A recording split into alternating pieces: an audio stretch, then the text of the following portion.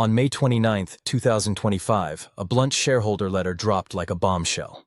Trump's new auto tariffs would cost GM up to $5 billion this year. But this wasn't just a one-off hit. What followed was a relentless domino effect that rippled from Detroit all the way to Ontario. Instead of a single shutdown, it triggered a cascade of cuts, temporary layoffs, and supplier closures that sent shockwaves through communities and factories alike. Wall Street's confidence shattered as forecasts plunged, and thousands of workers faced the terrifying uncertainty of their livelihoods. The air grew heavy with tension. How long could the line stay silent before it finally snapped? Economists warned that as many as 50,000 jobs could be hanging by a thread. Tariffs were pitched as a sharp tool to reignite American manufacturing and bring jobs home. But the brutal truth revealed a far darker picture. When the White House slapped a 25% tariff on all imported vehicles and components in April 2025, GM's finance team raised urgent alarms. CEO Mary Barra warned shareholders this would wipe out $4 to $5 billion from earnings, draining vital Ultium battery R&D funds. A last-minute tweak capped stacked duties and offered a mere 3% relief if assembly happened in the U.S. But the damage was done. Most GM models still rely on 40% imported parts. Every Silverado, Equinox, and Escalade felt the blow. With existing steel and aluminum tariffs added on, each truck now carried a crushing $3,200 surcharge. Suppliers were hit first and hardest. A steering knuckles price shot from $28 to $36, and price hikes rippled across 30,000 parts. GM tried to absorb the cost, but Wall Street forced painful mid-year price hikes. Parts weren't the only thing climbing. Pressure mounted all the way down to the factory floors. The headlines screamed GM shutting down nationwide, but the truth was more insidious, more haunting. Silence filled the plants, a heavy pause that spoke volumes. Trouble began on April 11th in Detroit when Factory Zero ground to a halt and 200 workers were sent home under the guise of slowing demand. Rumors swirled. Tariffs were squeezing margins, tightening the noose. By late April, the Ingersoll Cami plant stopped bright drop van production until October, laying off 200 workers. Oshawa cut overnight truck shifts, wiping out 700 jobs. Ads for temporary work disappeared. Empty trailers sat idle in parking lots. Suppliers like Adient closed 2 Tennessee plants, slashing 400 union jobs. Executives called it elastic idling, a pause until parts flow resumed. But each week idled bled margins dry and left local economies gasping. Michigan diners lost 40% of their customers overnight. An Indiana shop warned it might lose half its staff. Wall Street responded mercilessly, slashing GM's outlook by 18%. Meanwhile, GM's electric dream was hitting a brutal cold snap. For 2 years, GM was America's spearhead in the EV revolution, but 3 crushing blows fell hard. The $7,500 federal EV tax credit was repealed. Congress froze funding for charging infrastructure, and tariffs on battery minerals ironically sent Ultium costs soaring. Factory Zero, once a hub of promise, became a graveyard for unsold Silverado EVs, dust gathering beneath plastic covers. Internal data showed EV interest plummeting from 14% to 7% after incentives vanished. Even 0% financing couldn't offset rising insurance and electricity bills. CFO Paul Jacobson laid bare the grim math. GM needed to sell 100,000 Ultium trucks annually just to break even. Yet 2025 forecasts predicted only 65,000 sales. Each unsold EV tied up $45,000 while batteries quietly degraded in storage heat. Consumers recoiled at rising prices and spotty chargers, some returning to gas trucks, others sitting out entirely as GM throttled production and pinned hope on cheaper batteries. Was the EV dream doomed from overreach or strangled by tariffs? Amid this economic upheaval, tensions tore through the very fabric of the workforce. Detroit shop floors, once divided by badge pride, now cracked wide open as workers grappled with harsh new realities. UAW President Sean Fine hailed Trump's tariffs as finally putting American jobs first, while Canada's Unifor union screamed betrayal, accusing GM of trading Canadian jobs for political points in Tennessee. Workers, unions, and politics collided in a raw, bitter struggle that mirrored the turmoil shaking the industry from the ground up. The question hangs heavy in the air. How much longer can this fragile line hold before it snaps? Some workers who once raised signs and voices for tariffs now say it under their breath. Cut the damn tariffs. The anger isn't gone. It's changed. It's quieter, sharper, more desperate. Because now it's not just about economic theory or national strategy. It's about bills on the kitchen counter, the mortgage that's 2 weeks late, the savings that won't last another idle month. Lines that once divided union and corporate interests, or blue collar and white, now blur under pressure. Tariffs, meant to protect American jobs, have done something else entirely. Rattled the foundation beneath them. Support them, and you're accused of harming your brothers and sisters across borders.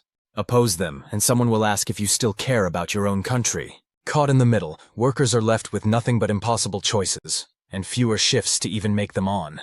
This tension, this friction, does more than frustrate. It gives corporate executives a new kind of cover, a reason to cut, to idle, to streamline. Divide the workforce and they stop organizing. Confuse the cause and they stop resisting. In boardrooms, that's the unspoken advantage of policy-driven chaos. On the ground, it's simpler. Overtime evaporates. Paychecks shrink. And for hourly workers, every idle day begins to feel the same. Like time is stuck. Like 2019 never really ended. The ghost of Lordstown hangs heavy. Toolboxes packed but untouched, left by the door just in case the call comes. But the call doesn't come. Not really. Instead, from the podiums and press conferences, political theater offers insult. The former president shrugs at GM's struggles. They made their choices, he says. No plan, no pathway forward. Just a message, adapt or disappear. And so unions begin to realize, old slogans won't save a line. Legacy loyalty won't pay rent. They have to think beyond Detroit, beyond picket signs, beyond what used to work in a different era. Because the damage doesn't stop at city limits. It's global. It's spreading. Stellantis, Volvo, Hyundai, GM Korea. Companies thousands of miles apart, all caught in the same storm. In Windsor, Ontario, the last minivan plant left in Canada rides a 12-week roller coaster of shifting schedules. Hundreds are laid off in Indiana and Michigan, collateral damage in an international supply chain. Midwest dealer lots overflow with unsold Pacificas. They sit there like steel ghosts. Prices keep climbing, not because of demand, but because Chinese parts now cost more under tariffs. At Volvo Group North America, the numbers hit hard. Temporary layoffs for 1,000 workers across Pennsylvania and Virginia. Why? Because buyers can't stomach the new sticker price. Rigs that used to cost $165,000 now sell for $180,000.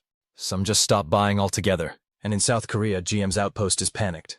88% of its production goes to the United States. Under a 25% tariff, that business model doesn't work. The fear isn't just slowdowns, it's collapse. It's déjà vu all over again, like the sudden, brutal exit of GM from Australia back in 2017.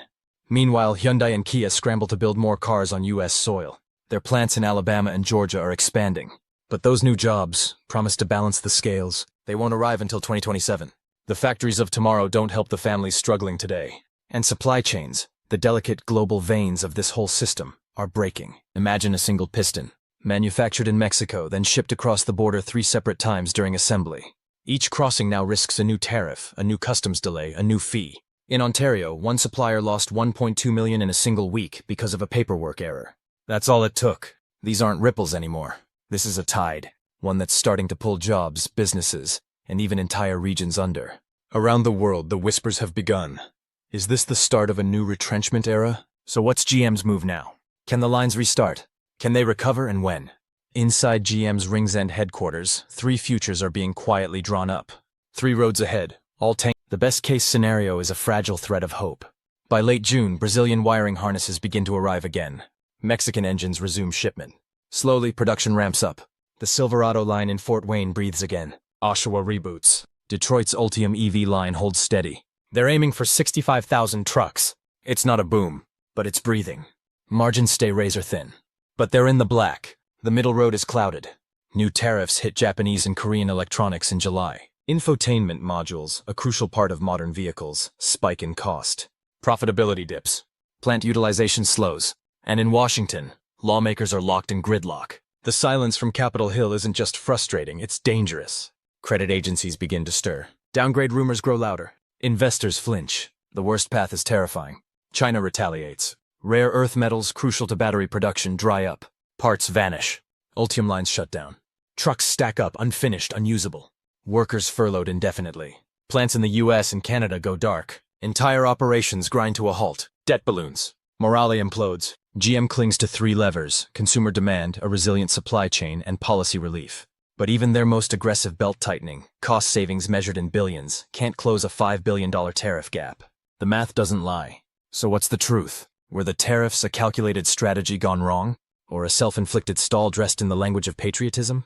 They were sold as a shortcut, a bold play to bring jobs home fast. But the reality? Idle plants, broken supply chains, thousands of workers in limbo, waiting for a restart that may never come. Could the lines roar back? Yes. If policy shifts, if parts flow, if credit loosens, if demand surges. But if nothing changes, if the tariffs hold and the economy tightens, then the silence won't just continue. It'll become permanent. This is the crossroads, so let us ask you, what do you think? Are tariffs helping or hurting American jobs? Can GM's electric ambitions survive this economic chokehold? And if you were in the driver's seat, what would you do? Let us know in the comments. We want to hear your voice in this conversation. And if you want to stay ahead of every twist and turn, every plant closure, every corporate move in the auto world, hit that subscribe